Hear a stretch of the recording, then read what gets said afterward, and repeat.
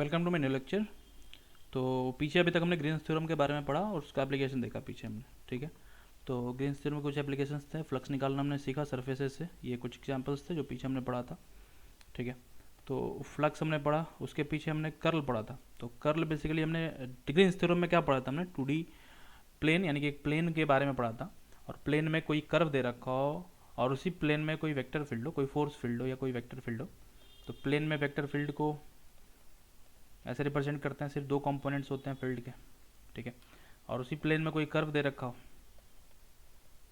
तो इस कर्व के अराउंड दो चीज़ें हमने निकालनी सीखी थी, ठीक है ना, ग्रीन्स थ्योरम में। पहला था फ्लक्स या फिर डाइवर्जेंस बोल सकते हो, फ्लक्स डाइवर्जेंस और फ्लक्स। तो डाइवर्जेंस क्या हो जाता है, फ्लक्स पर यूनिट एरिया, ठीक ना, यूनिट एरिया के लिए, मतलब ये वाला जो पोर्शन है इसको हम लोग डाइवर्जेंस बोलते हैं। तो ग्रीन्स थ्योरम का नॉर्मल फॉर्म था और दूसरा था टेंजेंशियल फॉर्म, मतलब इंटीग्रेट करना था इस वेक्टर फील्ड को along the tangent to the curve, मतलब इस वेक्टर फील्ड के कंपोनेंट्स लेने थे हमें कर्व के टेंजेंट, एंड देन उसको इंटीग्रेट करना था, line integral of that particular, ठीक ना थिंग। तो दो चीज़ें हमने पढ़ी थी, ठीक है। फ्लक्स के बारे में अभी हम लोग डील नहीं कर रहे हैं। इन स्टोक्स थ्योरम हम लोग बात करेंगे सर्कुलेशन एंड कर्ल के बारे में, ठीक है। And Stokes theorem basically Green's theorem का एक्सपेंशन है। ग्रीन्स थ्योरम 2D प्लेन में होता है।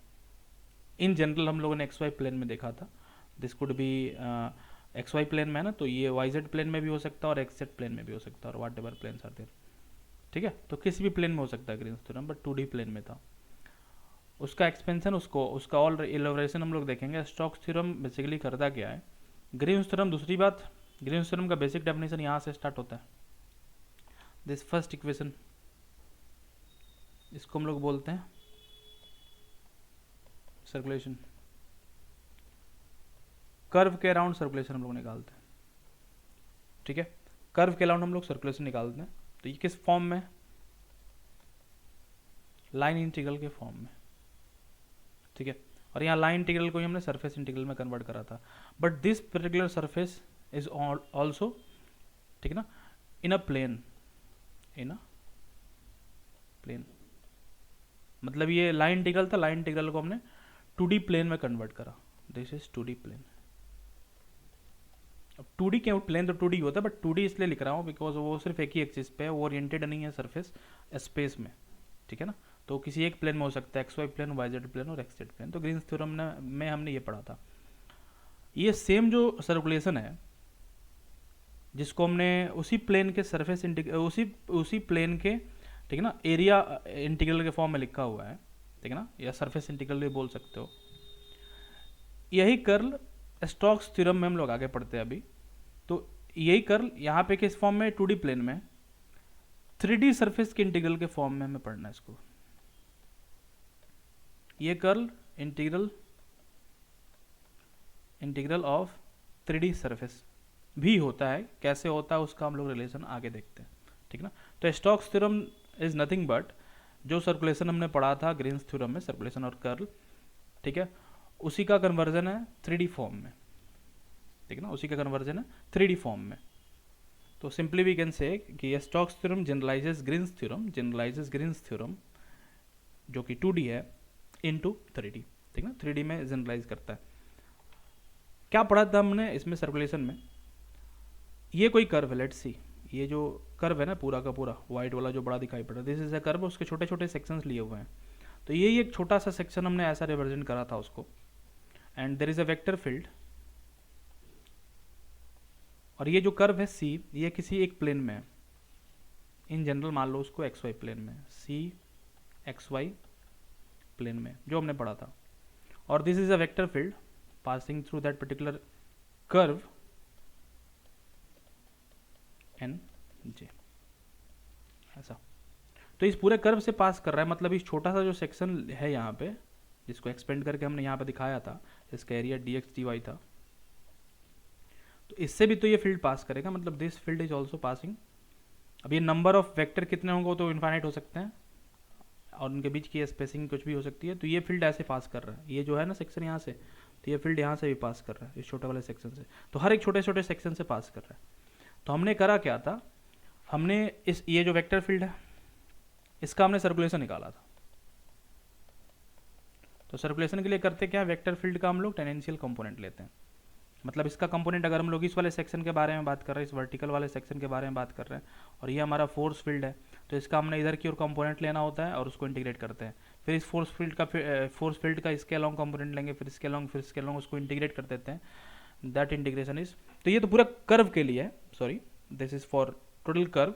ये इंटीग्रेशन हमने छोटा सा सेक्शन था तो इसको हमने इस फॉर्म में रिप्रेजेंट करा था, ये ठीक ना। इसको हमने सॉल्व करा था, तो सॉल्व करने के बाद आया था ये dn/dx माइनस डेल भी बोल सकते हो, इसके बराबर आया था। तो ये तो छोटे से सेक्शन के लिए था, छोटे से सेक्शन के लिए जो सर्कुलेशन आया ये, और छोटे से सेक्शन के लिए जो सर्कुलेशन होता है उसी को हम लोग कर्ल बोला करते हैं। टोटल सर्कुलेशन के लिए हम लोग क्या करते हैं, इसको इंटीग्रेट कर देते थे। इसका एरिया था dx/dy, ठीक है ना।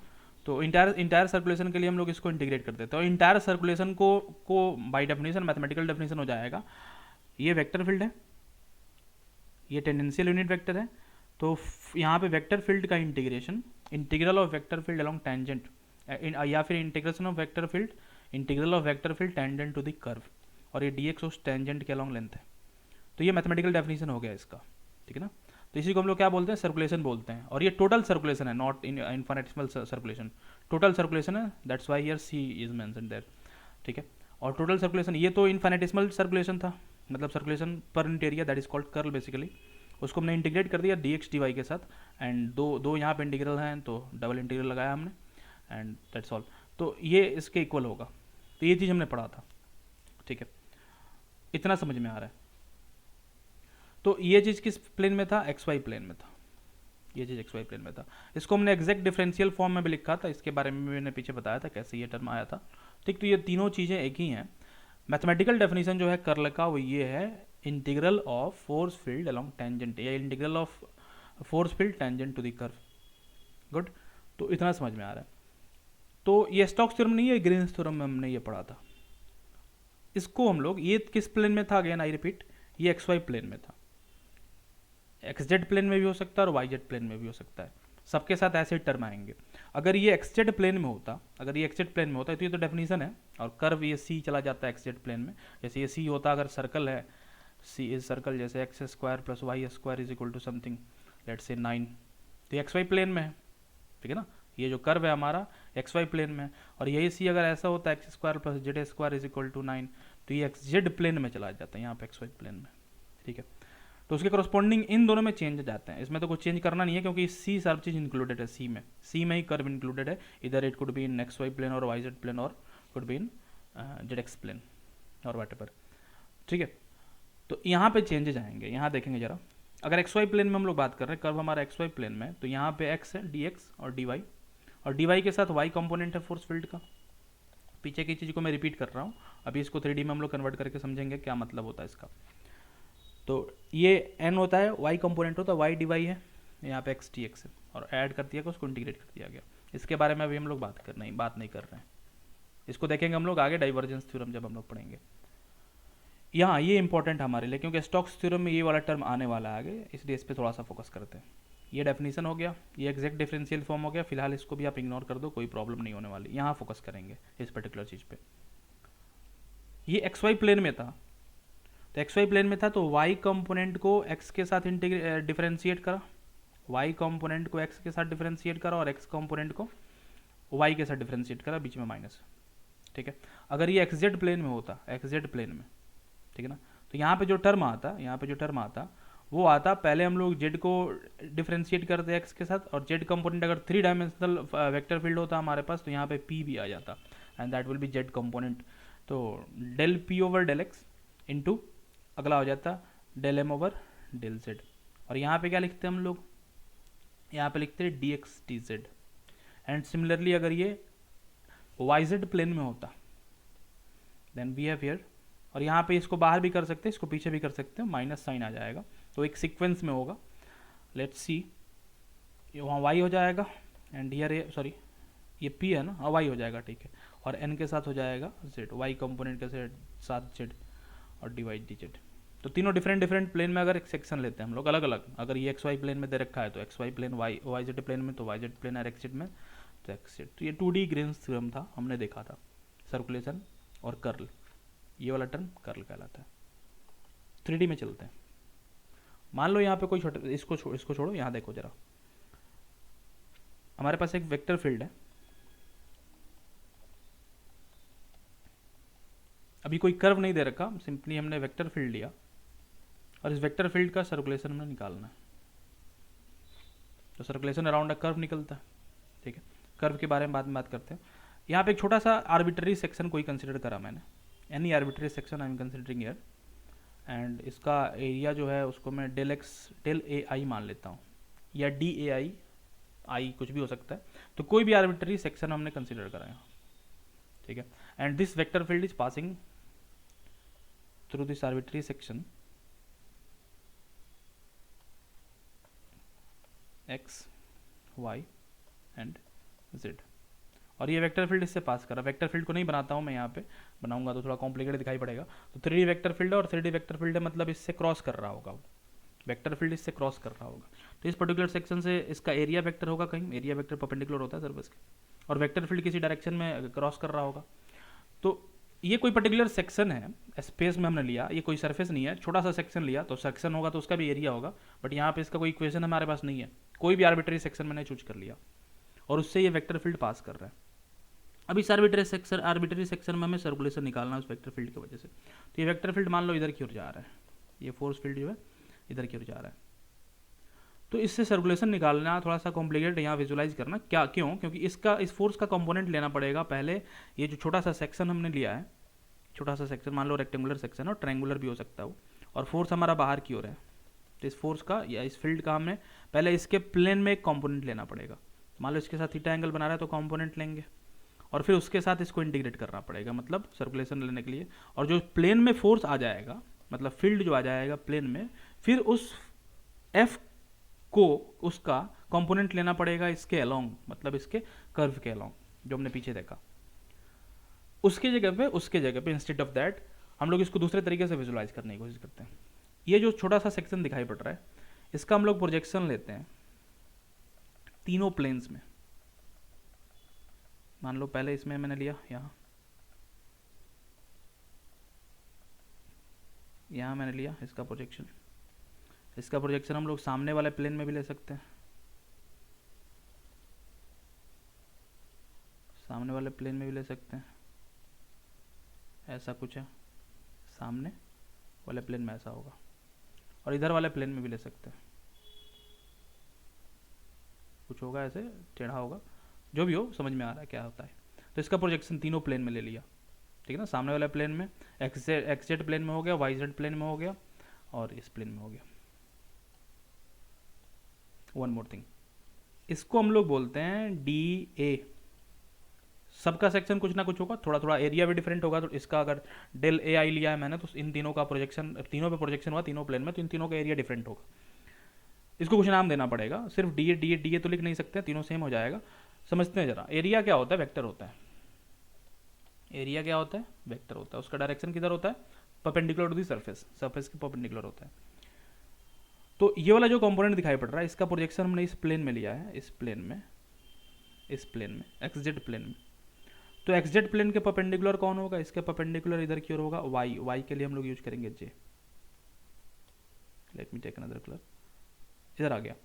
ये कौन सा प्लेन है, एक्स वाई प्लेन है। तो एक्स वाई प्लेन का परपेंडिकुलर जो होगा ये हो जाएगा के। तो इसको मैं नाम देता हूँ डी ए जे नाम देता हूँ इसको, बिकॉज उसका डायरेक्शन किधर की ओर है, वाई एक्सिस की ओर है। तो इस वाले सेक्शन को मैंने डी ए जे नाम दे दिया, जे नाम दे दिया। तो ये वाई एक्सिस की ओर डायरेक्शन है, मतलब ये इनफाइनेटेसिमल सेक्शन है किस प्लेन में, एक्स जेड प्लेन में। गुड, इसको हम लोग नाम देंगे डी ए के, ये डी ए जेड बोल सकते हो, इसको डी ए वाई बोल सकते हो। एंड इस वाले का डायरेक्शन होगा बाहर की ओर, मतलब एक्स एक्सिस की ओर। तो इसको हम लोग बोल सकते हैं D A X Y Z, या आई जे के, कुछ भी लिखो, कोई फर्क नहीं पड़ने वाला, वो बस मेंशन करने के लिए है। बट लिखना क्या वो समझ में आ रहा है। एक्स लिखा तो एक्स एक्सिस की ओर डायरेक्शन हो गया, तो डायरेक्शन इस डी ए का एक्स एक्सिस की ओर हो गया। इट इज अ वेक्टर, ये भी एक वेक्टर है और ये भी एक वेक्टर है, बिकॉज एरिया है। आई थिंक इतना समझ में आ रहा होगा। अब ये डायग्राम तो यहीं पर रहने देता हूँ मैं इसको, फिर अब आगे क्या करना उसको देखो जरा। तो यहाँ पे हमारे पास 3 वेक्टर हैं और तीनों के तीनों वेक्टर्स किसके प्रोजेक्शन है, इसके। इसका एरिया वेक्टर कहीं होगा इधर, इस DAI का इधर कहीं डायरेक्शन होगा, वी डोंट नो, ठीक है। तो इस DAI का प्रोजेक्शन है ये तीनों। तो प्रोजेक्शन का मतलब कंपोनेंट, प्रोजेक्शन का मतलब क्या होता है, प्रोजेक्शन मतलब होता है कंपोनेंट ऑफ वेक्टर। तो क्या DAI को और क्या क्या हम लिख ही सकते हैं उसको, ये ऐसा दिखाई पड़ रहा है, एक वेक्टर ऊपर की ओर है ये वाला DAZ, एक वेक्टर इधर की ओर है DAY और एक वेक्टर बाहर की ओर है DAX, और तीनों का जो रिजल्टेंट है यानी कि वो इसका प्रोजेक्शन था, इसका ये हमारे पास एक वेक्टर था DI। तो इन तीनों को हम वेक्टर मान लिया हमने और IJ के लगा के इन तीनों का सम हो जाएगा DAI, गॉट इट, तीनों का वेक्टर सम हो जाएगा। तो DAX एक्स एक्सिस की ओर है I लगा दिया, DAY J लगा दिया एंड DAZ के लगा दिया। ये तो मैंने प्रोजेक्शन समझा दिया, प्रोजेक्शन समझाने के लिए इसको वेक्टर फॉर्म में लिखा। हम लोग इंडिविजुअली ट्रीट करते हैं तीनों को, ये इन तीनों को हम लोग इंडिविजुअली ट्रीट करते हैं। Let me draw another diagram, same diagram में ड्रॉ करता हूँ अगेन, बट वो बीच वाला पोर्शन में ड्रॉ नहीं करूँगा, सिर्फ उसके प्रोजेक्शंस को ड्रॉ करूँगा तीनों प्लेन्स पे। This is X Y Z, सीधा फॉर्मूला डाल के क्वेश्चन बन सकता है, ठीक है, बट इसका फिजिकल इंटरप्रिटेशन समझना है तो फिर उसके लिए मैं ये वीडियो बना रहा हूँ। बाकी फॉर्मूला तो है ही सामने हमारे पास। तो इसका एक प्रोजेक्शन इसमें आया था, एक प्रोजेक्शन नीचे वाले प्लेन में आया था इसका, और एक प्रोजेक्शन इधर आया था, इसी भी सेम साइज का हो, ठीक है। 3 प्रोजेक्शन था, एक एक करके तीनों को डील करते हैं।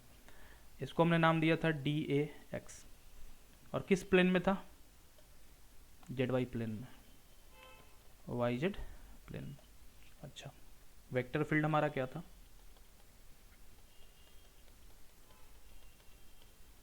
PK, ठीक है। हमें करना क्या था, वो जो ऊपर हमने एक छोटा सा आर्बिट्ररी सेक्शन ऐसा कंसिडर किया था जिसको मैंने DAI नाम दिया था, ये वेक्टर फील्ड इससे भी पास कर रहा है, तो इस वेक्टर फील्ड का सर्कुलेशन निकालना था, इससे सर्कुलेशन। तो इससे ना निकाल के इस वेक्टर फील्ड का सर्कुलेशन हम लोग निकाल लेते हैं इन तीनों के साथ, और इन तीनों का वेक्टर सम कर लेंगे। और ये बात समझ में, इसी सरफेस का प्रोजेक्शन है ये तीनों, ठीक है। तो जैसे हमने सरफेस को, जैसे ये वेक्टर फील्ड है हमारे पास और ये सरफेस है, 2 वेक्टर्स है हमारे पास, तो हमने सरफेस को तीनों प्लेन्स में प्रोजेक्ट कर दिया, मतलब उसका कंपोनेंट ले लिया।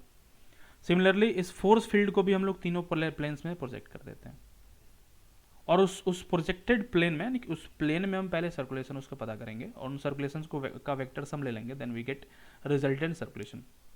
इजंट इट, समझ में आ रहा है। खैर वो सर्कुलेशन नहीं, छोटे से सेक्शन के लिए, तो that circulation is also called curl, उसको कर्ल बोलेंगे। चलो ठीक है, एक एक करके यहाँ पे इसको ट्रीट नहीं करना हम लोग, इसके कंपोनेंट्स को। जैसे हमने इस एरिया का प्रोजेक्शन ले लिया, वैसे ही इस फोर्स का भी प्रोजेक्शन ले लेते हैं। सारे प्लेन्स में, प्लेन में प्रोजेक्शन लेना है, तो प्लेन में प्रोजेक्शन लेंगे तो हम 2 कंपोनेंट्स बचेंगे। जेडवाई प्लेन में अगर प्रोजेक्शन लेना है तो ये दोनों कंपोनेंट्स बचेंगे। मतलब ये वाला जो छोटा सा सेक्शन है DAX, इससे जो पास कर रहा है, जो क्या पास कर रहा है, इससे जो वेक्टर फील्ड्स पास करेंगे, those vector fields are NJ PK। मतलब ये कौन सा प्रोजेक्शन, F का कंपोनेंट हो गया, कौन सा कंपोनेंट, Y कंपोनेंट और Z कंपोनेंट का सम, ठीक है। तो YZ प्लेन में प्रोजेक्शन हो गया। और इससे अब कर्ल पहले निकाल लेते हैं, छोटे वाले सेक्शन से। हम लोग किसके बारे में डील कर रहे हैं, DAX के बारे में, और वहाँ पे हमारा वेक्टर फील्ड कौन सा है उस प्लेन में, ये, ठीक है। तो ये 2 कंपोनेंट्स हैं। कर्ल निकालने के बारे में अभी मैंने बताया था क्या करते हैं। ये क्या चीज़ हो जाएगा, ये हो जाएगा DAX प्लेन में, तो एक्स प्लेन में नहीं है, YZ प्लेन में। तो जो इन्फाइनेटेसिमल एरिया होता है वो DY, DZ होगा, अभी मैंने पीछे बताया था इसको, गुड। और कर्ल निकालने के बारे में अभी मैंने बताया था क्या करते हैं, ये क्या चीज़ हो जाएगा, ये हो जाएगा DAX प्लेन में, तो जो इन्फाइनेटेसिमल एरिया होता है वो dy dz होगा, अभी मैंने पीछे बताया था इसको, गुड। और कर्ल निकालने के लिए क्या करते हैं हम लोग, ये फॉर्मूला याद है, अभी मैंने बताया। यहाँ पे अगर YZ है, DY DZ है, तो यहाँ पे हम लोग क्या लिखेंगे, Z कंपोनेंट को Y के साथ डिफरेंशिएट करेंगे और Y कंपोनेंट को Z के साथ डिफरेंशिएट करेंगे, ठीक है। तो इस छोटे से सेक्शन से सर्कुलेशन, इस छोटे सेक्शन से सर्कुलेशन जो हो जाएगा, Z कंपोनेंट को Y के साथ डिफरेंशिएट करा, Y कंपोनेंट को Z के साथ डिफरेंशिएट करा, ठीक है। और इसके साथ हमने लगा दिया डी वाई डी जेड, ऐसे लगाना हो लगा सकते हो। इतनी बात समझ में आ रही है? ठीक है, तो ये एरिया था और डी वाई डी जेड लगा दिया। अच्छा, सिर्फ कर्ल लेना है तो इसको कर्ल, इसके साथ कुछ डायरेक्शन भी होगा। कौन सा डायरेक्शन में होगा? ये एक्स एक्सिस की ओर जा रहा है, डी ए एक्स हमने लिखा था, तो यहाँ पे आई कंपोनेंट भी लगा सकते हो, कोई प्रॉब्लम नहीं है, क्योंकि डी ए एक्स ये वेक्टर फॉर्म में। हम लोगों को कर्ल से मतलब है, सर्कुलेशन से नहीं। तो circulation per unit area curl होता है। फिलहाल हम लोग कर्ल को देखते हैं, मतलब सिर्फ इस पर्टिकुलर पोर्शन को देखते हैं। तो इसको हम लोग ऐसे लिख सकते हैं, एंड यूनिट वेक्टर आई। ये समझ में आ रहा है? सिमिलरली तीनों प्लेन्स में, ये कौन से प्लेन में आया? वाई जेड प्लेन में आया। तो वाई जेड प्लेन में है, यहाँ पे यूनिट वेक्टर एक्स है और यहाँ पे वाई जेड रहेगा। सिमिलरली तीनों प्लेन्स में आएंगे।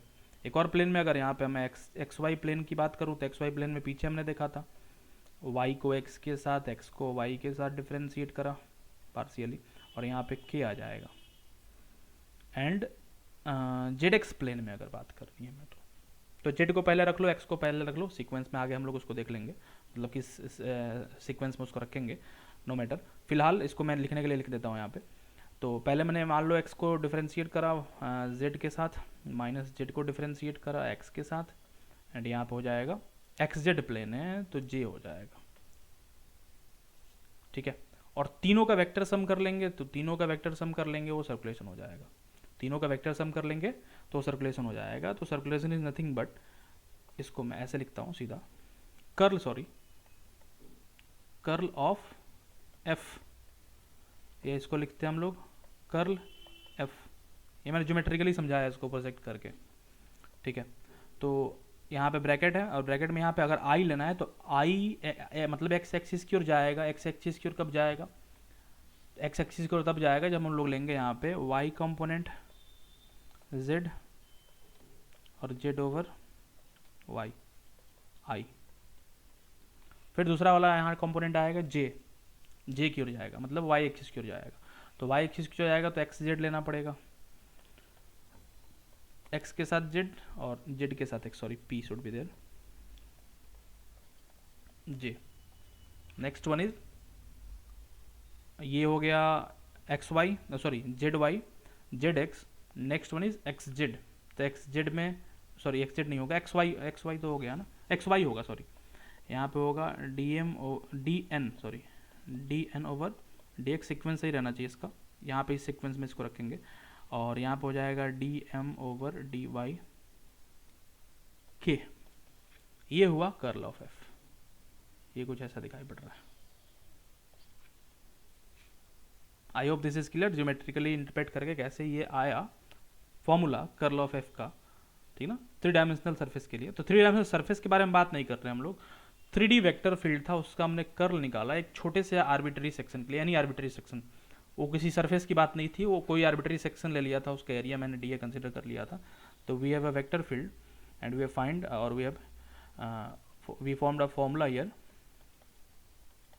For its curl. Here we have K P K, good, sorry. तो ऐसा होगा, तो ये कर ला गया। ठीक है, इसको अगर हम लोग डिटर्मिनेंट फॉर्म में, मैट्रिक्स फॉर्म में इसको रखना चाहिए, तो पूरा का पूरा पार्शियल डेरिवेटिव है। ठीक है ना, this whole thing is partial derivative basically. इसको हम लोग अगर डिटर्मिनेंट फॉर्म में रखना चाहें, और ये यहाँ पे टर्म दिखाई पड़ रहा है आई है, यहाँ पे भी टर्म दिखाई पड़ रहा है जे, और यहाँ पे टर्म दिखाई पड़ रहा है के है। ठीक है ना, और कर्ल ऑफ एफ लेना था हमें। इसको अगर हम लोग डिटर्मिनेंट फॉर्म में लिखते हैं तो ये कैसा दिखाई पड़ेगा, उस पर हम लोग बात करते जरा। अच्छा, इतना समझ में आ रहा है?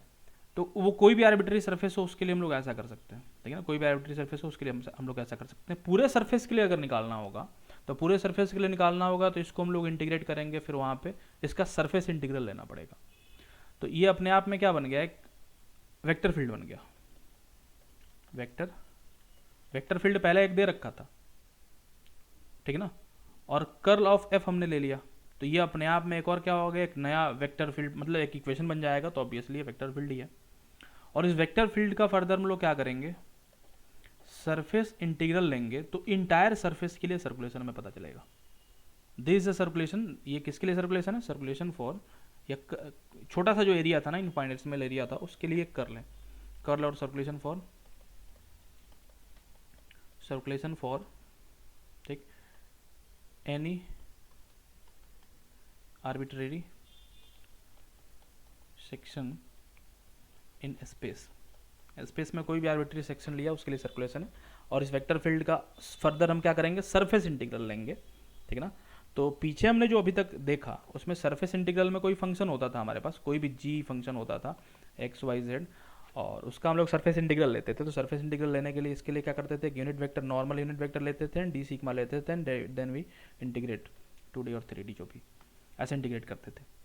तो इसके जगह पे instead of G we have a vector here, हमारे पास क्या है, वेक्टर है। तो वेक्टर रखेंगे वहाँ पे, जो भी वेक्टर फंक्शन है वो कर्ल आया, कर्ल ऑफ एफ, तो कर्ल एफ सिंपली लिखते हैं उसको हम लोग डॉट एन और डी सिग्मा, और इसको इंटीग्रेट कर देंगे। ये चीज़ क्या बनेगा, सर्कुलेशन, ठीक है ना, ओवर अ सरफेस, एक सरफेस पे सर्कुलेशन बनेगा, ठीक है, ये एक सरफेस पे सर्कुलेशन बनेगा। तो इतना समझ में आ रहा है, ठीक है, ठीक है, इतना हुआ। यहाँ पे सीक्वेंस इसका थोड़ा सा आगे पीछे हो रहा है, माइनस साइन यहाँ लगा देता हूँ मैं इसको, इस टर्म को बस सही करने के लिए, बाकी सब टर्म सही है, ठीक है। जैसे यहाँ पे 3 हमारे पास एक्सिस हैं, एक्स है, वाई है, जेड है, तो मैं इसको लिखता हूँ एक्स वाई जेड एक्स लिख देता हूँ, ठीक है। ये फॉर्मूला बनाना है तो याद रखने के लिए सीक्वेंसेस का, ऐसे वो आपको पता है क्रॉस प्रोडक्ट में कैसे आता है वो, ठीक। पहले इसको लिख देता हूँ मैं। तो ये जो टर्म्स यहाँ पे दिखाई पड़ रहे हैं, एन को जेड, जेड के जगह यहाँ पे पी होना चाहिए, सॉरी, ठीक है, एम पी एन एम इन सबको हटा दो अगर, तो यहाँ पे ऑपरेटर दिखाई पड़ रहा है हमें। ऑपरेटर कौन सा दिखाई पड़ रहा है, डेल ऑपरेटर दिखाई पड़ रहा है, ठीक है। और डेल ऑपरेटर के सारे कंपोनेंट्स हैं यहाँ पे, एक्स भी दिखाई पड़ रहा है, वाई एंड जेड, तीनों कंपोनेंट दिखाई पड़ रहे हैं डेल ऑपरेटर के, ठीक। और ये जो टर्म दिखाई पड़ रहा है यहाँ, मान लो कि ये जेड वाला जो कंपोनेंट है डेल ऑपरेटर का, उसको मल्टीप्लाई करा गया एन से। जैसे कोई भी ऑपरेटर है, जैसे दिस इज एन ऑपरेटर, और इसको मल्टीप्लाई करना है हमें किसके साथ, एन के साथ। तो मल्टीप्लाई करने का मतलब, तो ये तो ऐसे वेक्टर होता है, बट ये सिर्फ जो टर्म दिखाई पड़ रहा है ना, ये ऑपरेटर है हमारा, ऑपरेटर, ठीक है ना, ये स्केलर ऑपरेटर इसको मान लो। और इसको हमने इस एन पे ऑपरेट करना है, तो ऑपरेट करने का मतलब होता है इसको एन के साथ मल्टीप्लाई कर दिया, या ईयर मल्टीप्लिकेशन मतलब हो गया कि this is operating on an, this particular operator is operating on an, तो ये मतलब हो गया इसका। तो यहाँ पे समझ सकते हैं ये जो भी ऑपरेटर्स हैं, तीनों कंपोनेंट्स, इस vector operator and del operator के तीनों कंपोनेंट्स हैं, those components are operating on different components of this particular vector field, ठीक है ना, उसके अलग अलग कंपोनेंट्स पे ऑपरेट कर रहे हैं, और ये क्रॉस प्रोडक्ट के जैसा दिखाई पड़ता है और दिखाई पड़ रहा है, ठीक है। तो फोर्स हमारा जो हो जाएगा, फोर्स तो यहाँ पे लिखा हुआ है, तो सीधा इसको मैं रिप्रेजेंट कर देता हूँ। तो कर्ल ऑफ एफ को, curl of some vector field, इसको लिखते हैं हम लोग क्रॉस प्रोडक्ट ऑफ, यहाँ पे जो ग्रेडियंट है डेल ऑपरेटर बोल सकते हो इसको, उसका क्रॉस प्रोडक्ट लेते हैं एफ के साथ, ये वाला जो फॉर्मूला है वो आ जाएगा, ठीक है। तो इसको हम लोग डिटर्मिनेंट फॉर्म में अगर लिखना चाहें तो लिख सकते हैं आई जे के, पहले ये जो फर्स्ट वेक्टर है वो पहले आएगा, D over D X, D over D Y, D over D Z, और यहाँ पे आ जाएगा एम एन पी, ये हो जाएगा, ठीक है। ये आया हमारा कर्ल, छोटे से सेक्शन का सर्कुलेशन, ठीक है, सर्कुलेशन फॉर आर्बिट्ररी सेक्शन, और उस सेक्शन जो होगा छोटा सा होगा, डी ए आई उसको हमने कंसिडर करा था। ये कर्ल के लिए फॉर्मूला हो गया। पूरे सरफेस के लिए, इंटायर सरफेस के लिए निकालना होगा तो इसी का सरफेस इंटीग्रल लेंगे, इस वेक्टर का हम लोग सरफेस इंटीग्रल लेंगे। सरफेस इंटीग्रल का भी मतलब बताया मैंने, ठीक है। आगे बढ़ते हैं हम लोग। तो ये जो सरफेस दिखाई पड़ रहा है इसमें भी वही चीज़ है, तो ये पूरा पूरा एक प्लेन दिखाई पड़ रहा है, ये कोई कर्व्ड सरफेस नहीं है, let this be surface A B C, तो ये कोई सरफेस दिखाई पड़ रहा है, नॉट अ कर्व्ड सरफेस। और इस सरफेस के अलावा हमें सर्कुलेशन अगर निकालना है सरफेस पे, तो कर्व नहीं है तो सिंपल पूरा बाउंड्री का सर्कुलेशन हो जाएगा इंटायर सरफेस के सर्कुलेशन के बराबर। सरफेस का छोटा छोटा सेक्शन लेंगे तो उसका इंटीग्रल ही होता है ये, ठीक है। और इस सरफेस का भी 3 प्रोजेक्शन होगा, जेड वाई प्लेन में होगा, एक्स जेड प्लेन में होगा, और एक्स वाई प्लेन में होगा, ठीक। खैर ये जो मैंने बताया ये समझ में आना चाहिए, ये समझ आ गया। एक क्वेश्चन देखते हैं यहाँ पे हम लोग, तो find curl of this particular vector field, इसका कर्ल निकालना है हमें, ठीक है। तो कर्ल निकालना है तो सिंपल है, कर्ल के लिए कोई सरफेस की आवश्यकता नहीं, कर्ल के लिए सिर्फ क्या चाहिए, वेक्टर फील्ड चाहिए, क्योंकि कर्ल किसके लिए होता है, ये 3 डायमेंशनल वेक्टर फील्ड है, 3D वेक्टर फील्ड है। तो कर्ल होता है किसके लिए, कोई भी आर्बिट्ररी सेक्शन डी आई हमने कंसिडर करा था स्पेस में, we are considering any arbitrary section in space and curl is defined for that particular section, ठीक है। तो कर्ल किसी भी वेक्टर फील्ड के लिए डिफाइन होता है। कर्ल ऑफ एफ, इसका ये जो ग्रेडियंट वेक्टर है डेल ऑपरेटर है, और उसका क्रॉस प्रोडक्ट ले लेंगे एफ के साथ आफ्टर सॉल्विंग, ये चीज़ मिलेगा हमें।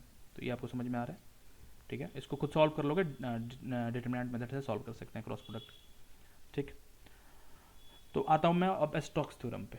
कर्ल क्या होता है समझ में आ रहा है, 3D वेक्टर फील्ड के लिए कर्ल क्या होता है। स्टोक्स थ्योरम क्या करता है, ग्रीन्स थ्योरम में हमने पढ़ा था, फिर से रिपीट कर रहा हूँ उसी चीज़ को। ds ये क्या होता है, सर्कुलेशन,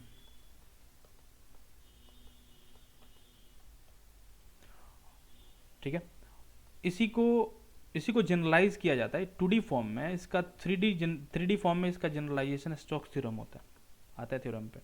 तो स्टोक्स थ्योरम क्या करता है, जनरलाइज ग्रीन्स थ्योरम।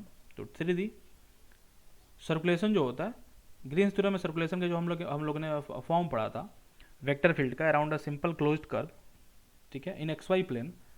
तो ग्रीन्स थ्योरम क्या था, उसको डबल इंटीग्रल कर देता था ओवर दैट प्लेन। मतलब ये जो कोई सी कर्व दिखाई पड़ रहा है, ये सरफेस के बारे में बात नहीं कर रहे हम लोग, इस कर्व के बारे में बात कर रहे हैं। तो इसके अबाउट जो सर्कुलेशन होगा, कोई वेक्टर फील्ड इससे अगर पास कर रहा है इस प्लेन में, ठीक, तो वो सर्कुलेशन बराबर हो जाएगा डबल इंटीग्रल, और इस रीजन को मैं आर मान लेता हूँ, तो डबल इंटीग्रल ऑफ कर्ल, यहाँ पे जो कर्ल आया था वो छोटे से सेक्शन के लिए, और डी एक्स टी वाई। तो इस रीजन का, उस कर्व के अंदर जो रीजन है उसका डबल इंटीग्रल, मतलब उसका एरिया इंटीग्रल बोल सकते हो, उसके बराबर हो जाता है। तो ये ग्रीन्स थ्योरम में हमने पढ़ा था, ठीक है ना, सर्कुलेशन बराबर हो जाता है डबल इंटीग्रल के, ठीक, उस रीजन के। स्टोक्स थ्योरम क्या है, स्टोक्स थ्योरम भी रिलेट करेगा इसी टर्म को, मतलब सर्कुलेशन को vector field, 3D vector field, और ये कोई ओरिएंटेड सरफेस है हमारे पास। ओरिएंटेड का क्या मतलब होता है मैं समझा देता हूँ। फिलहाल सरफेस समझ लो, कोई सरफेस है हमारे पास यहाँ पे, और इससे कोई वेक्टर फील्ड पास कर रहा है, let a vector field, 3D vector field is passing through this surface, ठीक है। अब ग्रीन्स स्टोक्स थ्योरम कहता है क्या है, ये जो वेक्टर फील्ड दिखाई पड़ रहा है, अच्छा, इसका कुछ सर्कुलेशन होगा इस कर्व के अलोंग, इस वेक्टर फील्ड का सर्कुलेशन इस कर्व के अलोंग कुछ होगा, ठीक है। उसको हम लोग निकालने के लिए काम करेंगे, इसका हम लोग टेंजेंशियल कंपोनेंट लेते हैं इसके कर्व के अलोंग। तो सर्कुलेशन कुछ होगा, वो सर्कुलेशन इक्वल होता है, ठीक है, इस वेक्टर फील्ड का इस सरफेस, जो हमने सर्कुलेशन निकाला, कर्ल निकाला, तो कर्ल के सरफेस इंटीग्रल के। अगेन आई रिपीट, पहले इस स्टेटमेंट को हम लोग पढ़ लेते हैं। स्टोक्स थ्योरम क्या करता है, रिलेट करता है circulation of a vector field around a boundary C. ये जो सी दिखाई पड़ रहा है ये बाउंड्री भी है basically, this curve is also boundary of this particular surface, ठीक है। और ये सरफेस क्या है, स्पेस में है कोई सरफेस, तो इस सरफेस का सरफेस इंटीग्रल कुछ होगा, ठीक है ना। तो वेक्टर फील्ड से हमने अभी क्या निकाला था, कर्ल ऑफ एफ, और इस कर्ल का सरफेस इंटीग्रल हम लेंगे इस सरफेस के अबाउट। इसको अगर हम इंटीग्रेट करते हैं तो surface integral of a vector field, that vector field is not F, curl of F. Curl मैंने बोला अभी कि कोई वेक्टर फील्ड है उसका कर्ल लेंगे तो अपने आप में एक नया वेक्टर फील्ड बनेगा। तो कर्ल ऑफ एफ का वेक्टर फील्ड हम लेंगे इस सरफेस पे, वो बराबर होगा सर्कुलेशन अलोंग दिस कर्व के। Curl of vector field, surface integral of curl of vector field is equal to circulation of that vector field around this curve. In surface, इस surface में और इस कर्व में क्या रिलेशन है, ये जो कर्व है ये बाउंड्री है, सी इज बाउंड्री ऑफ एस, सी जो है इसका बाउंड्री है। तो सी पे हम लोग जो सर्कुलेशन निकालेंगे, circulation about C is equal to surface integral of curl, surface integral of curl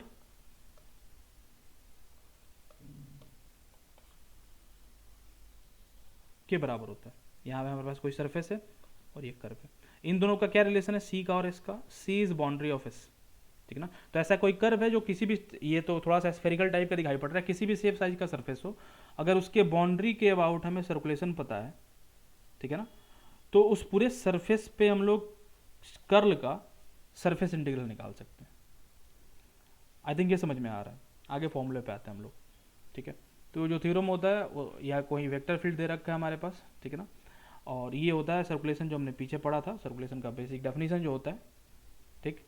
और ये डी आर है, तो डी आर को हम लोग ऐसा लिखा करते हैं टेंजेंशियल यूनिट वेक्टर और डी एस, ठीक है ना, डी आर को ऐसा लिखा करते हैं, ठीक है। तो ये बराबर होगा curl of F over that entire surface. यहाँ पे नॉर्मल यूनिट वेक्टर है, नॉर्मल यूनिट वेक्टर की क्या हो सकता है वो बताता हूँ। ये जो कर्ल हमने निकाला था, अभी तक मैंने जो भी बताया अभी इस पर्टिकुलर लेक्चर में, वो बेसिकली ज्योमेट्रिकल इंटरप्रिटेशन था, इसलिए लेक्चर लंबा है। बाकी क्वेश्चन बनाने के लिए यूजुअली लोग क्या करते हैं, फॉर्मूला याद कर लो और उससे क्वेश्चन बना लो, तो उसके लिए ज़रूरत भी इसी का है, ठीक ना। अगर ज्योमेट्रिकल इंटरप्रिटेशन नहीं देख रहा तो लास्ट में आफ्टर कंप्लीटिंग दिस सेक्शन पूरा वेक्टर कैलकुलस 3 और 4 आवर के एक वीडियो बनाऊंगा मैं, जिसमें पूरा का पूरा चीज़ों का formula best to the point, ठीक है, सिर्फ क्वेश्चन बनाने वालों के लिए। तो ये जो चीज़ था ये किसके लिए था, कोई भी आर्बिट्ररी सेक्शन में लिया था डी ए आई, ठीक है, उसका कोई फिक्स ओरिएंटेशन नहीं था, कुछ भी हो सकता है वो स्पेस में कोई भी एक आर्बिट्ररी सेक्शन लिया, क्योंकि ये निकालने के लिए हमें कोई सरफेस एरिया क्या हो सकता नहीं है, ठीक है। तो इसका कोई भी डायरेक्शन हो सकता है किसी पर्टिकुलर पॉइंट पे। तो ये कर्ल है, कर्ल ऑफ वेक्टर फील्ड, अलग अलग नाम देता हूँ उसको मैं समझने के लिए बस, curl of vector field F at any point in space, space में किसी भी पॉइंट पे वेक्टर फील्ड का कर लेंगे, किसी भी पॉइंट पे। हाँ, ये इसका डायरेक्शन होगा, because it is it self a vector, ये अपने आप में एक वेक्टर है, तो इसका एक डायरेक्शन होगा, ठीक है। तो इसका कोई भी डायरेक्शन हो सकता है, लेकिन हमें करना क्या है, ये स्टोक्स थ्योरम को मैंने ज्योमेट्रिकली इंटरप्रेट करके समझाया, जो मैंने पीछे समझाया that is not proof of Stokes theorem, ठीक है ना, वो प्रूफ नहीं है, ये दिमाग में रखेंगे बात। तो हमें स्टोक्स थ्योरम क्या बोलता है कि इस कर्ल का हमें सरफेस इंटीग्रल लेना है, surface integral of curl of F, curl of F का हमें सरफेस इंटीग्रल लेना है। तो सरफेस इंटीग्रल तब लेंगे जब उस वेक्टर को हम कहाँ रखेंगे, उसका कंपोनेंट लेंगे परपेंडिकुलर टू दी सरफेस, ठीक है ना। सरफेस इंटीग्रल लेने के लिए किसी वेक्टर को सरफेस के परपेंडिकुलर कंपोनेंट लेना होता है, तो इसलिए इस वेक्टर को क्रॉस प्रोडक्ट है तो अपने आप में ये वेक्टर है, इसका हमने डॉट प्रोडक्ट लिया, मतलब इसका जब भी एक वेक्टर का डॉट प्रोडक्ट लेते हैं किसी अदर वेक्टर के साथ तो उसका कंपोनेंट हो जाता है बेसिकली उस यूनिट वेक्टर के अलावा, तो इसका कंपोनेंट मिल गया। और डी सिग्मा क्या होता है वो आपको पता है, डी सिग्मा निकालने के दो तरीके थे, एक पैरामीटाइजेशन से निकाल देते हम लोग और दूसरा ग्रेडियंट से, डेल जी, और यहाँ पे हो जाता था डेल जी डॉट, यहाँ पे कोई यूनिट वेक्टर होता था परपेंडिकुलर दी प्रोजेक्शन, एंड यहाँ पे डी एक्स डी वाई और जो भी होता है, ठीक है। तो ये फॉर्मूला है बस उसका। इंपॉर्टेंट क्या है, इतना निकालना इंपॉर्टेंट है, कर्ल निकालना, उसका मैंने फॉर्मूला समझा दिया। अच्छा, कर्ल निकल जाने के बाद, कर्ल पता कर लेने के बाद ये वाला टर्म निकालना, ये पीछे हमने बहुत क्वेश्चंस करे हैं इसमें, ठीक है ना, सरफेस इंटीग्रल जब मैं बता रहा था पिछले लेक्चर्स में। तो इतना पता हो जाने के बाद नॉर्मल यूनिट वेक्टर हमें निकालना आता है सिंपली, ठीक है, डी सिग्मा निकालने आता है हमको, ठीक ना। तो दोनों चीज़ें एक ही तरीके से निकलती हैं। डी सिग्मा पहले तो हमें चेक करना होता है कि सरफेस को पैरामीटाइज करना पड़ेगा या एक्स वाई जेड से ही सॉल्व कर सकते हैं। उसके बाद एन के लिए हम लोग क्या करते हैं, ग्रेडियंट और डिवाइडेड बाई ग्रेडियंट डॉट के करते हैं, ठीक है ना। तो ये सारी चीज़ें हमने पीछे देख रखी हैं। इंपॉर्टेंट क्या था इस पर्टिकुलर सेक्शन में ये, और इसका ज्योमेट्रिकल रिप्रेजेंटेशन बेसिकली इंपॉर्टेंट था, सिर्फ फॉर्मूला बता के, और तो ये 2 मिनट का ही काम है, सिर्फ फॉर्मूला लिखा क्वेश्चन बना लिया, ठीक है ना, ज़्यादा कोई इशू नहीं है इसमें।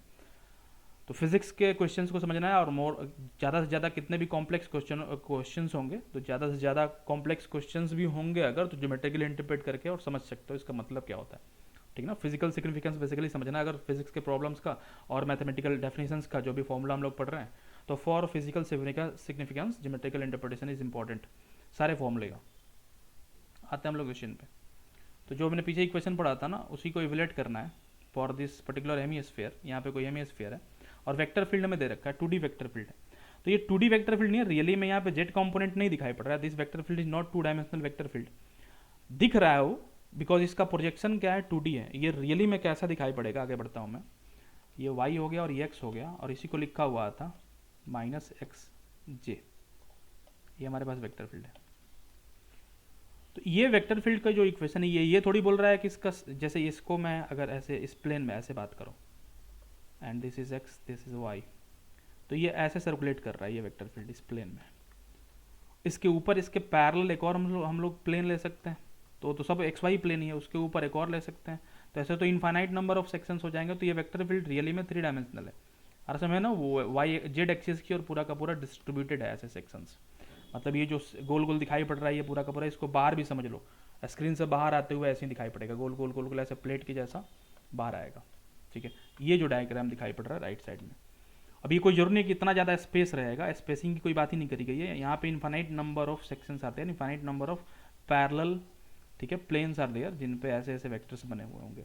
इसका और भी कंक्रीट एग्जांपल समझना चाहो तो ऐसे समझ लो कोई सिलिंड्रिकल वेसल है और उसको सेंट्रीफ्यूज में रख दिया गया, तो सेंट्रीफ्यूज में रखने के बाद इसमें जो भी फ्लूइड होगा और वो फ्लूइड ऐसे सर्कुलेट करना शुरू कर देगा, तो होल फ्लूइड इज सर्कुलेटिंग, ठीक ना, अबाउट दिस एक्सिस। इस एक्सिस के बाद पूरा का पूरा फ्लूइड सर्कुलेट कर रहा है, तो सर्कुलेट कर रहा है तो हर एक पॉइंट पे हम अगर एक वेक्टर असाइन कर दें, ठीक है, देन एक पूरा का पूरा वेक्टर फील्ड बन जाएगा इसके अंदर। तो उसी टाइप का कुछ वेक्टर फील्ड है ये।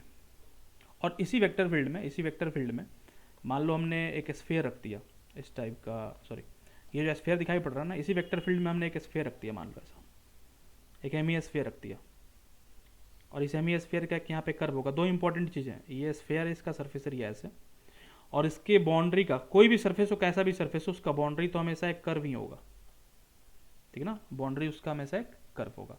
गुड, तो ये दो इंपॉर्टेंट चीज़ें हैं। तो इसका एक कर्व है और ये सर्कुलेटिंग वेक्टर फील्ड है, और उस सर्कुलेटिंग वेक्टर फील्ड में एक सरफेस रखा हुआ है, ठीक है ना। तो यहाँ पे एक चीज़ तो हमें क्लियर पता है, ये जो वेक्टर फील्ड है, सर्कुलेटिंग वेक्टर फील्ड है, उसका अगर सर्कुलेशन निकालना है इस गोल वाले बेस के अराउंड, तो इंटीग्रेट कर देते हैं एफ को किसके साथ, टी लिख सकते हैं या फिर डी आर लिख सकते हैं, इसको एफ डी आर लिखो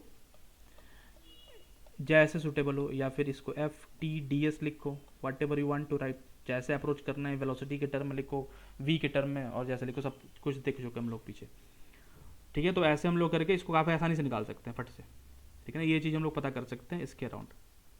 हमें चेक करना है वो चीज़ बराबर होगा किसके, इसी वेक्टर फील्ड का हम लोग क्या करेंगे, सर्कुलेशन। अभी तो पीछे हमने फॉर्मूला देखा, ये मैं बोल रहा हूँ कि पीछे वाले के लिए ये आसानी से निकाल सकते हैं ये वाला टर्म।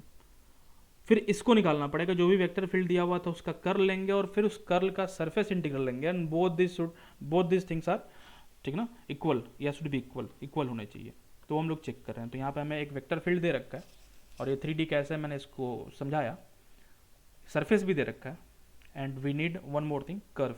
तो curve is also given there. तीन चीज़ें तो हमें क्लियरली पता चल गई। इस कर्व का क्या यूज करेंगे भाई, इस कर्व का यूज करेंगे सिंपल हमें सर्कुलेशन निकालने में, डी आर से निकाल लो या एफ डी टी से निकाल लो, और whatever you want to write, ठीक है, किसी से निकाल सकते हैं। इस फोर्स फील्ड का क्या यूज करेंगे, तो फोर्स फील्ड का तो पहले कर्व के साथ सर्कुलेशन निकालेंगे इस वाले फॉर्मूले से जो सिंपल सा था। दूसरी बात, इसका सरफेस इंटीग्रल लेंगे। तो पहले तो कर्ल निकालेंगे किसका, एफ का। First we need to find curl of F, then we take dot product with normal and vector on this surface, and then we use D sigma, and then integrate करने के लिए double integral का ही हम लोग use कर रहे हैं। और डबल इंटीग्रल में जो हम लोग वेरिएबल लेते हैं, जो लिमिट लेते हैं, यानी कि सिग्मा में जो आता है डी एक्स डी वाई आएगा, डी वाई डी जेड आएगा, डी जेड डी एक्स आएगा, वो डिपेंड करेगा जो भी हमारा सरफेस है। सबसे पहले हम लोग क्या देखते हैं, प्रोजेक्शन ऑफ सरफेस। सरफेस का क्या देखते हैं हम लोग, प्रोजेक्शन। पूरे सरफेस को प्रोजेक्ट करेंगे तो किस प्लेन में प्रोजेक्ट हो रहा है, वो किस प्लेन पर प्रोजेक्ट हो रहा है। तो वो ये सरफेस प्रोजेक्ट हो रहा है किस प्लेन पर, एक्स वाई प्लेन पर। तो एक्स वाई प्लेन पर तो यहाँ पर डी एक्स डी वाई लेंगे, ठीक है। ये हम लोग पीछे डबल इंटीग्रल से ही, इंटीग्रेशन जब हम लोगों ने पढ़ा था तब से ये चीज़ समझते आ रहे हैं। तो प्रोजेक्शन इज इंपॉर्टेंट, ठीक है। अच्छा, ये सरफेस अगर नीचे भी होता थोड़ा सा ऐसे, और नीचे भी ऐसा कुछ होता सरफेस, ये यहाँ पे 1/4 ऑफ स्फीयर मैंने काट लिया, ये सरफेस होता, तो अब बोलते कि इस पूरे सरफेस का प्रोजेक्शन तो एक्स वाई प्लेन पर नहीं है, ऊपर वाले का प्रोजेक्शन है और नीचे वाले का प्रोजेक्शन। दो सेक्शन में सॉल्व करते, पहले ऊपर वाले का प्रोजेक्शन नीचे हो जाएगा और फिर नीचे वाले के लिए सॉल्व करते, दोनों के लिए इक्वेशन अलग अलग हो जाता। दोनों के लिए इक्वेशन क्या हो जाता, अलग अलग। ऊपर के लिए अगर इक्वेशन बनाना है तो z is equal to 9 minus X square plus Y square, और नीचे वाले के लिए -9 minus X square minus Y square, नीचे वाले के लिए हो जाता, और ऊपर वाले के लिए प्लस होता, और फिर दोनों के लिए सॉल्व करते, इंटीग्रेट करते। तो अगेन प्रोजेक्शन कहाँ पे आता है, एक्स वाई प्लेन पे ही आता। गुड, तो ये समझ में आ रहा है। तो फर्स्ट हमें क्या करना है, हमें वो पीछे वाला इक्वेशन जो है उसको इवेल्युएट करना है और चेक करना है कि both this things are correct और नॉट, ठीक है ना। बेसिकली स्टोक्स थ्योरम को हमें शो करना है, प्रूफ करना है यहाँ पे अकॉर्डिंग टू दिस क्वेश्चन, ठीक है। तो वेक्टर फील्ड दे रखा है, अब इसको इंटीग्रेट करना है डी आर के साथ। तो वेक्टर फील्ड दे रखा है, first we need to find D R. D R से भी पहले क्या करेंगे हम लोग, इसको जनरलाइज कर लेंगे। जनरलाइज मतलब पैरामीटाइज कर लेंगे। First we need parametrisation of this particular surface, particular curve. तो पैरामीटाइजेशन के लिए एक्स की जगह क्या लिख देते हैं हम लोग, आर। तो आर की जगह तो 3 है यहाँ पे, 3 is radius of this particular circle, तो 3 cos थीटा लिख लेंगे एक्स की जगह, और एक्स की जगह, और वाई की जगह लिख लेंगे 3 साइन थीटा। तो आर बन जाएगा, आर वेक्टर बन जाएगा थीटा के टर्म में 3 कॉस थीटा आई 3 साइन थीटा आई। और एक रोटेशन कंप्लीट करना है तो थीटा का लिमिट क्या होना चाहिए, 0 से 2 pi, you know. D R पता करना है हमें, we need D R here, ठीक है, इन टर्म्स ऑफ थीटा। तो डी आर के लिए क्या करेंगे, फर्स्ट वाले को डिफरेंशिएट करेंगे थीटा के साथ, तो साइन थीटा डी थीटा, और दूसरे वाले में साइन को cos theta D theta, you know. तो ये पता है आपको, ये दो वेक्टर्स हैं। अब अगेन इन दोनों का डॉट प्रोडक्ट लेंगे, तो यहाँ पे एक्स और वाई में है और ये साइन थीटा में है, तो एक्स और वाई को भी कन्वर्ट करना पड़ेगा, दैट्स वाई वी यूज, या यहाँ पे पैरामीटाइज कराने सरफेस को, तो पैरामीटाइज कर लिया। वाई और एक्स को भी हम लोग कन्वर्ट कर लेंगे किसमें, थीटा के टर्म में, तो 3 साइन थीटा और 3 कॉस थीटा जो होना चाहिए। And then take dot product of this two vectors, इस वेक्टर और इस वेक्टर का dot product. After taking dot product क्या मिला हमें, 9 D theta, and we need to integrate 9 D theta because यहाँ पे कर्व है और कर्व के लिए सिंगल इंटीग्रेशन की आवश्यकता है, 0 to 2 pi we integrated and we got -18 पाई। -18 पाई आया लाइन इंटीग्रल से। अब हमें अगला काम करना है, ठीक है, ये तो गिवन था। अगला काम करना है हमें सरफेस इंटीग्रल निकालना है। तो सरफेस इंटीग्रल से पहले हमें क्या चाहिए, curl of F, we need curl of F. Okay, what is F here, तो एफ ये दे रखा है, इसका सर्कुलेशन में पता करना है, ठीक है। तो सर्कुलेशन पता करने के लिए डिटरमिनेंट वाले मेथड से सॉल्व कर लेंगे, आई जे के, और एफ में क्या दिखाई पड़ रहा है, एफ पहले तो ये लेंगे, तो D over D X, D over D Y, D over D Z. ये हम आराम से करेंगे इसको। एक्स कंपोनेंट की जगह वाई दिखाई पड़ रहा है, वाई कंपोनेंट की जगह एक्स माइनस एक्स दिखाई पड़ रहा है, दिस इज 0 ईयर। आई लेते हैं पहले, इसको इधर मल्टीप्लाई करेंगे 0 हो जाएगा, और यहाँ पे हो जाएगा डी ओवर डी जेड को ऑपरेट करेंगे किस पे, -x पे। तो -x को बेसिकली डिफ्रेंशिएट करा जेड के साथ, तो अगेन वो 0 ही हो जाएगा, तो फर्स्ट वाला टर्म तो खत्म हो गया। दूसरे में जे लेते हैं हम लोग, इन दोनों को मल्टीप्लाई करेंगे तो वो भी 0 हो जाएगा, और इन दोनों को मल्टीप्लाई करेंगे वो भी 0 हो जाएगा। तीसरे वाले में लेना है हमें के लिया, इसको मल्टीप्लाई करा तो x के साथ x को डिफ्रेंशिएट करेंगे तो -1 आएगा वो, y के साथ y को डिफ्रेंशिएट करेंगे तो माइनस होता है वो, तो -1 अगेन आएगा, मतलब -2k आ रहा है। कर्ल ऑफ एफ क्या आ रहा है, -2k। इसको मैं इधर लिख देता हूँ, curl of F we got here -2k, good, curl of F आया। दूसरी बात, इंटीग्रेशन, पहला तो काम हो गया। दूसरी बात, डॉट एन क्या था, normal unit vector, normal to the surface basically, and D sigma, ठीक है। तो इस सरफेस को पैरामीटाइज करना चाहो तो भी कर सकते हो, या फिर सिंपली हम लोग आगे बढ़ते हैं। तो एन हम लोग पहले पता करते हैं यहाँ पे, ठीक है। इसको मैं इरेज कर देता हूँ, ये -2k था, ये याद रखेंगे इसको। एन तो नॉर्मल यूनिट वेक्टर, इसके नॉर्मल हमें एक वेक्टर चाहिए, उस पर आते हैं। तो इसमें नॉर्मल यूनिट वेक्टर के लिए क्या करेंगे, ठीक है, सरफेस दे रखा है, तो नॉर्मल यूनिट वेक्टर के लिए सबसे पहले क्या करते हैं, ग्रेडियंट पता करेंगे उसका। तो ग्रेडियंट इसका हो जाएगा 2xi 2ij 2z 2zk, और ग्रेडियंट को ग्रेडियंट के मैग्नीट्यूड से डिवाइड कर देंगे, we get normal unit vector. तो इसका मैग्नीट्यूड मतलब 2 तो बाहर हो जाएगा, कॉमन कर लेंगे x² + y² + z², और ऊपर रहेगा ये 2 कैंसिल हो जाएगा सब में, तो 2 यहाँ भी कॉमन हो जाएगा, xi yj and zk will be there, 2 cancel हो गया, और नीचे वाला x² + y² + z², सिर्फ 2 रहता तो वहाँ पे थोड़ा सा झंझट था, लोचा था। z² तीनों है तो यहाँ पे 9 हो जाएगा, और 9 का स्क्वायर रूट 3 हो जाएगा, मतलब हियर भी है सबके नीचे 3 हो जाएगा। तो नॉर्मल यूनिट वेक्टर तो हमें मिल गया, n is here x/3i y/3j and z/3k। Now we need D sigma. तो डी सिग्मा के लिए क्या होता है, ग्रेडियंट का magnitude divided by gradient dot, यहाँ पे कोई वेक्टर होता है p की जगह कोई वेक्टर ले सकते हैं, वो बेसिकली प्रोजेक्टेड सरफेस के नॉर्मल, p को उस f में जो होता है m/n/p उससे कंपेयर नहीं करेंगे। तो यहाँ पे p जो होगा वो नॉर्मल वेक्टर होता है किसके, प्रोजेक्टेड प्लेन के, या प्लेन ऑफ प्रोजेक्शन के। तो यहाँ पे प्लेन ऑफ प्रोजेक्शन हमारा xy है, उसके नॉर्मल वेक्टर जो हो जाएगा k, तो यहाँ पे तो k ऑब्वियसली होगा, और ग्रेडियंट हमने निकाला था पीछे, ठीक है, ग्रेडियंट सिर्फ 2 टाइम्स xi 2yj 2zk था अभी जो हमने निकाला था, उसको k के साथ हम लोग डॉट प्रोडक्ट लेंगे तो सिर्फ लास्ट वाला टर्म बचेगा, मतलब 2z विल बी देयर, तो डिनोमिनेटर में 2z होगा, और ऊपर ग्रेडियंट का magnitude, that means this particular thing ठीक है। तो मैग्नीट्यूड लेना है, सॉरी इसका, तो इसका मैग्नीट्यूड लेना है तो अगेन 1/3 तो बाहर हो जाएगा और x square plus Y square plus z square का square root that will be 3, तो 3 बाहर आ जाएगा, 3 कैंसिल हो जाएगा, तो ये वी एफ 1, तो डी सिग्मा का तो वैल्यू 1 आ गया, नॉर्मल यूनिट वेक्टर यहाँ पर है। एंड क्या चाहिए थे यहाँ, ये तो कर्ल ऑफ एफ हमने निकाला था अभी -2k, तो सरफेस इंटीग्रल कर्ल को लिखता हूँ यहाँ पे, माइनस को बाहर कर दो 2k, इसका डॉट प्रोडक्ट इसके साथ लेंगे तो x/3 डायरेक्ट भी लिख सकते थे, तो y/3j and z/3k and D sigma की जगह रहेगा 1/2z, और dx dy क्यों होगा, क्योंकि प्लेन ऑफ प्रोजेक्शन हमारा xy प्लेन है।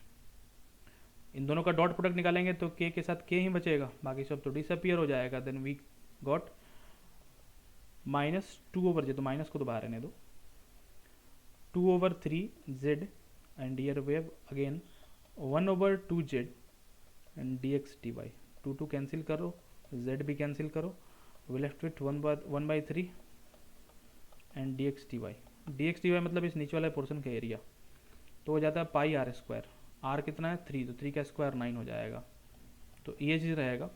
आई थिंक यहाँ कुछ गड़बड़ हो रहा है, 2 और 3 कुछ तो बचना चाहिए, कैलकुलेशन मिस्टेक हो रहा है आई थिंक यार, कहीं कैलकुलेशन मिस्टेक इसमें हो रहा है थोड़ा सा, 2k था और यहाँ पे 1/3, आई थिंक यहाँ कुछ गड़बड़ हो रहा है। इसके कैलकुलेशन को थोड़ा चेक करेंगे आप, वो 18 पाई के इक्वल आना चाहिए, ठीक है ना, 18 पाई के इक्वल आना चाहिए। तो इसको इंटीग्रेट करने के बाद एरिया जो इसका जाएगा पाई आर स्क्वायर, आर तो 3 है इसका, तो पाई आर स्क्वायर तो पाई 9 पाई आएगा, तो 9 पाई एंड ईयर 2 बचना चाहिए, 3 कैंसिल हो जाना चाहिए, 3 कहीं नहीं होना चाहिए इसमें, उसको आप चेक करेंगे, थ्रोली बनाएंगे अपने हिसाब से इसको, एंड वी गॉट -18 पाई, ठीक है ना। तो दोनों से वैल्यू जो आएगा सेम आएगा, पहले वाले से भी दूसरे वाले से भी। तो स्टोक्स थ्योरम बेसिकली रिलेट करता है लाइन इंटीग्रल को सरफेस इंटीग्रल से, हाँ बशर्ते जो लाइन इंटीग्रल है, यानी कि जिस कर्व का लाइन इंटीग्रल ले रहे हैं, this curve should be boundary of surface, तो जिसका ये बाउंड्री है उसी का सरफेस इंटीग्रल, किसका सरफेस इंटीग्रल, उस सरफेस का जो जिसका ये कर्व बाउंड्री है, और कर्ल का सरफेस इंटीग्रल लेंगे, कर्ल ऑन दिस सरफेस, तो surface integral of curl on the surface उस बाउंड्री इज कर्व सी, तो ये लाइन इंटीग्रल बराबर हो जाता है सरफेस इंटीग्रल के, ये स्टोक्स थ्योरम है। I hope this is clear, ठीक है। आगे बढ़ते हैं हम लोग, ये तो बता दिया था, एक और एग्जाम्पल है यहाँ पे, फाइंड सर्कुलेशन ऑफ फील्ड, यहाँ पे एक फील्ड दे रखा है around C, curve C in which plane z is equal to 2, z is equal to 2 plane है, यहाँ पे कोन दिखाई पड़ रहा है और कोन है, और z इज इक्वल टू 2 ये एक प्लेन हो गया जो कट कर रहा है इसको, जो सर्कुलर पोर्शन बन रहा है, प्लेन कोन को कट करोगे तो सर्कल ही बनेगा, तो obviously z is equal to 2 पे कट करा तो ये एक सर्कल बना, तो ये कर्व हो गया हमारा। सरफेस कौन सा होगा, नीचे वाला, और ये जो कर्व है सरफेस हमारा ये कोन है, सरफेस जो है कोन है, और कर्व जो है सर्किल है, और ये सर्किल जो है बाउंड्री है किसका, कोन का, दिखाई पड़ रहा है, इधर से तो क्लोज्ड है ना, तो बाउंड्री तो इधर ही है, जिधर ओपन होगा उधर ही बाउंड्री होगा, क्लोज्ड की और बाउंड्री नहीं होता।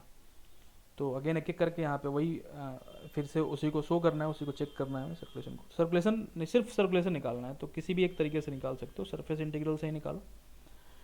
तो first we need curl of F, curl of F के लिए आप डिटर्मिनेंट वाले मेथड का यूज़ करके इसका पहले कर्ल निकालेंगे, what ever that would be, कुछ भी हो ये कर्ल आएगा इसका। उसके बाद क्या करना है हमने, उसके बाद हमें नॉर्मल यूनिट वेक्टर निकालना है, normal to the surface, surface के नॉर्मल, तो सरफेस के नॉर्मल यूनिट वेक्टर निकालेंगे। तो सबसे पहले इसको ऐसे ही जेड है तो इसको तो इम्प्लिसिटली मेंशन करा हुआ है, इम्प्लिसिटली नहीं एक्सप्लिसिटली मेंशन करा हुआ है, तो इम्प्लिसिटली इसको मेंशन करना है अगर, तो Z square -x square -y square is equal to 0 कर लो, इसका ग्रेडियंट ले लेंगे और ग्रेडियंट को उसके मैग्नीट्यूड से डिवाइड कर देंगे, we got normal unit vector. Good. दूसरा तरीका क्या है, पैरामीटाइज करके बना सकते हैं, तो पैरामीटाइजेशन से ये सिंपल हो जाएगा, ठीक है। तो अब यहाँ पे ये क्या दिखाई पड़ रहा है, कोन दिखाई पड़ रहा है, तो पीछे हमने कोन पे क्वेश्चन कर रखा है, आप उसको अगेन देख लेंगे, एक दो बार देखेंगे उसको, क्योंकि कम प्रॉब्लम्स मैंने कराए हुए हैं तो उनको समझना बार बार जरूरी है। तो इसकी सिमेट्री कैसी है, सिलेंड्रिकल सिमेट्री है, तो पैरामीटाइज करेंगे जब भी तो सिलेंड्रिकल सिमेट्री है, तो x की जगह आर कॉस थीटा, y की जगह आर साइन थीटा और z की जगह z रहने देंगे। तो z की जगह z रहने देंगे जेड की जगह जेड ही रहने देंगे, लेकिन जेड यहाँ पे अकॉर्डिंग टू क्वेश्चन कहीं अकॉर्डिंग यहाँ पे एक्स और वाई पे डिपेंड कर रहा है, और एक्स की जगह आर कॉस थीटा, वाई की जगह आर साइन थीटा डाला तो जेड ऑल्सो कन्वर्ट हो जाएगा आर में। तो ये पैरामीटाइजेशन हो गया, ठीक है। तो सरफेस को हमने पैरामीटाइज कर लिया। यहाँ पे दो, यहाँ पे आर टी है, टी से कुछ लेना देना, यहाँ पे दो वेरिएबल्स हैं आर और थीटा, आर और थीटा के टर्म में डील कर सकते हैं आप, ठीक है। तो कर्ल, तो सबसे पहला कर्ल निकालना हमने इस लेक्चर में सीखा। कर्ल आप निकाल सकते हो, कर्ल के लिए सिर्फ फोर्स फील्ड चाहिए और कुछ नहीं चाहिए, उस पर डेल ऑपरेटर के साथ उसका ग्रेडियंट ले लेंगे। गुड। दूसरा काम, नॉर्मल यूनिट वेक्टर मैंने निकालना सिखाया, इसका भी नॉर्मल यूनिट वेक्टर हम लोग पीछे निकाल चुके हैं जस्ट प्रीवियस लेक्चर में। डी सिग्मा, अब अगर हमने पैरामीटाइज कर दिया आर और थीटा के टर्म में, और आर चेंज होगा, आर इज नॉट कांस्टेंट, जैसे जैसे ऊपर जाएगा, जैसे इस वाले सर्कल में आर चेंज हो जाएगा। अब इस वाले पॉइंट की बात करोगे तो ये पॉइंट इस वाले सर्कल में इंक्लूड होगा, तो यहाँ भी आर चेंज हो जाएगा, जैसे जैसे ऊपर जाएंगे आर चेंज हो रहा है। तो यार वी हैव टू पैरामीटर्स, तो इस आर को आर लिख के थोड़ा सा कन्फ्यूजन हो रहा है, तो आर को पी लिख सकते हो इफ़ यू वांट, और यहाँ पे आर टी कर लो, अगर आर थीटा कर लो, सॉरी आर थीटा कर लो, एंड आगे बढ़ जाओ उसको लेके, ठीक है।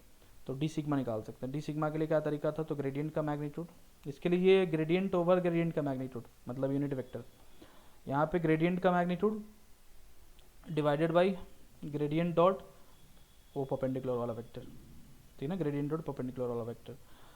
या फिर इसकी जगह अगर हमने पैरामीटाइज कर दिया है, तो दो कर्व्स हैं हमारे पास, तो पैरामीटाइज कर दिया है तो उनका क्रॉस प्रोडक्ट लेंगे, ठीक है ना, उनके क्रॉस प्रोडक्ट का मैग्नीट्यूड लेंगे, और नीचे क्रॉस प्रोडक्ट का डॉट ले लेंगे हम लोग प्रोजेक्शन प्लेन के साथ। ये हमने पीछे कर रखा है, तो ये चीज़ भी हमने पीछे निकाला है इस पर्टिकुलर कोन के लिए। एन यूनिट वेक्टर भी निकाला, उन दोनों को कर्ल इसमें बस निकालना है आपको, उसके साथ आप लगा के इसको इंटीग्रेट करें, ठीक है। This for you.